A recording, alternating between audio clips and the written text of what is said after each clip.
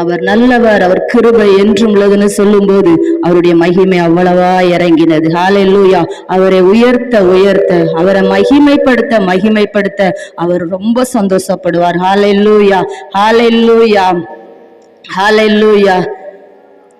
சோதராண்டவரே, சோதராண்டவரே, ஹல்லேலூயா. அந்த அரசியல் தலைவர்கள் எல்லாம் அவரு வாழ்க வாழ்க அப்படிலாம் சொல்லுவாங்க. அப்படி சொல்லும்போது அவர் ரொம்ப சந்தோஷப்படுவாங்க. சந்தோஷப்பட்டு எல்லாம் வெகுமதிகள்லாம் கொடுப்பாங்க. ஹல்லேலூயா. அதே போலதான் ஏசப்பாவும். அது உண்மையா சொல்ல மாட்டாங்க. ஆனா நம்ம உண்மையா இருதயத்திலிருந்து அவர் நல்லவர், அவர் கிருபை என்றும் உள்ளது, அவர் நல்லவர், அவர் கிருபை என்றும் உள்ளது நம்ம இருதயத்திலிருந்து சொல்லும் போது அவர் ரொம்ப சந்தோஷப்படுவாராம். அதான் அந்த ஆராதனை, இந்த துதி அவருக்கு ரொம்ப இஷ்டம். ஹல்லேலூயா. அதை ஜெபிக்கும் போது அங்க இருந்தே கேட்டுட்டு இருப்பாராம். ஆனா நம்ம துதிக்க ஆரம்பிச்ச உடனே அவர் இறங்கி வந்துருவாராம். ஹல்லேலூயா.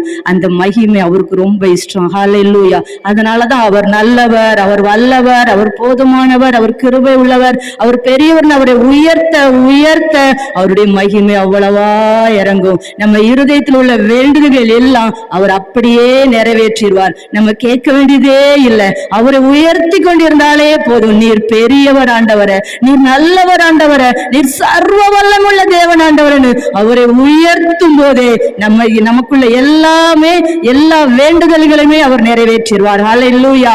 அவர் ஒருபோதும் மாறாதவர். ஹல்லேலூயா.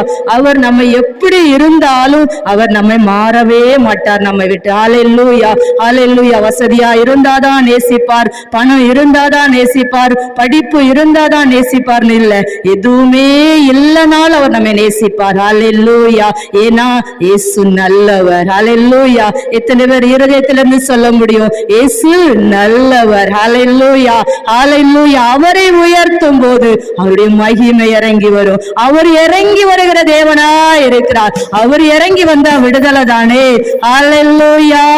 ஏன் அவர் வியாதியில் விடுதலை தருபவர், நம் பாவத்தை மன்னிக்கும் பரிசுத்தர். ஹல்லேலூயா. நமக்கு துன்பத்தில் ஆறுதல் தருபவர், நம் பாரங்கள் யாவையும் நீக்குகிற தேவன். ஹல்லேலூயா.